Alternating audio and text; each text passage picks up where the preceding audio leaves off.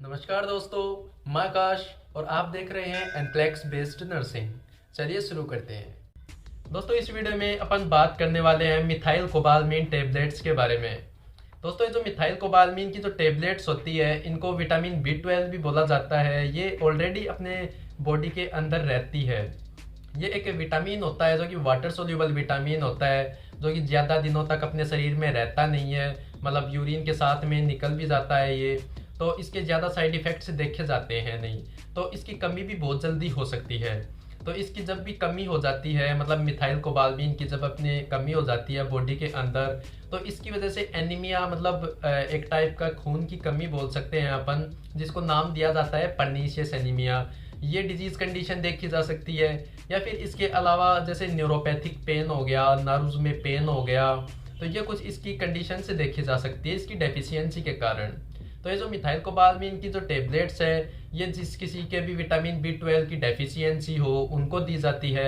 या फिर कोई पेशेंट है जिसके नर्व पेन की प्रॉब्लम्स हो, या फिर नर्व डैमेज हो, या फिर किसी के जैसे हाथों में टिंगलिंग सेंसेशंस, जैसे पिन चुभने के जैसे सेंसेशंस आते हों, या फिर किसी का सुन्नपन रहता हो, तो उनको ये दवा प्रिस्क्राइब की जाती है डॉक्टर के द्वारा।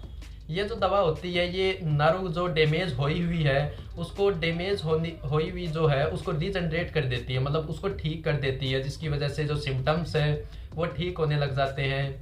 या फिर जो पर्नीशियस एनीमिया है किसी के, जैसे किसी को पर्नीशियस एनीमिया है विटामिन B12 की कमी से, तो उस एनीमिया को भी ठीक करती है ये मिथाइल कोबालमीन की टेबलेट्स। तो इस प्रकार ये अपनी बॉडी में काम करती है। याद रहे दोस्तों, ये जो मिथाइल कोबालमीन की जो टेबलेट्स है, ये भूखे पेट ले मतलब बिफोर ईटिंग ले तो बहुत ज़्यादा बेस्ट इसका रिजल्ट मिलता है।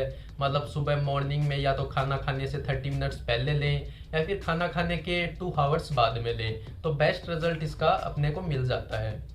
दोस्तों, ये जो दवा है किसी किसी पेशेंट्स में साइड इफ़ेक्ट्स भी कर सकती है। तो साइड इफ़ेक्ट्स की अगर अपन बात करें, मतलब इसके कुछ दुष्प्रभावों की अपन बात करें, तो उसमें इंक्लूड रहता है जैसे हेडेक, सर में दर्द होना, वॉमिटिंग, उल्टी आना, दस्त लगना, डायरिया रहना, या फिर लॉस ऑफ एपेटाइट, मतलब भूख नहीं लगना।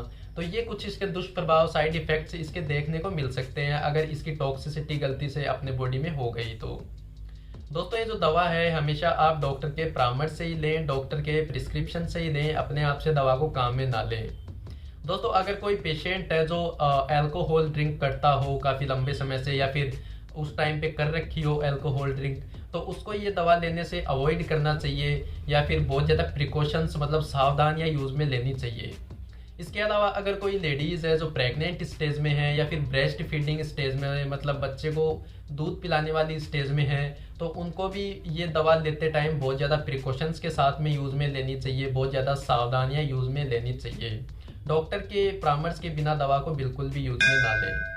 दोस्तों, वीडियो थोड़ी भी इंफॉर्मेटिव लगी हो, थोड़ी भी इंफॉर्मेटिव लगी हो, नॉलेजेबल लगी हो, तो वीडियो को लाइक एंड कमेंट ज़रूर कर दें। चैनल को सब्सक्राइब करना ना भूलें।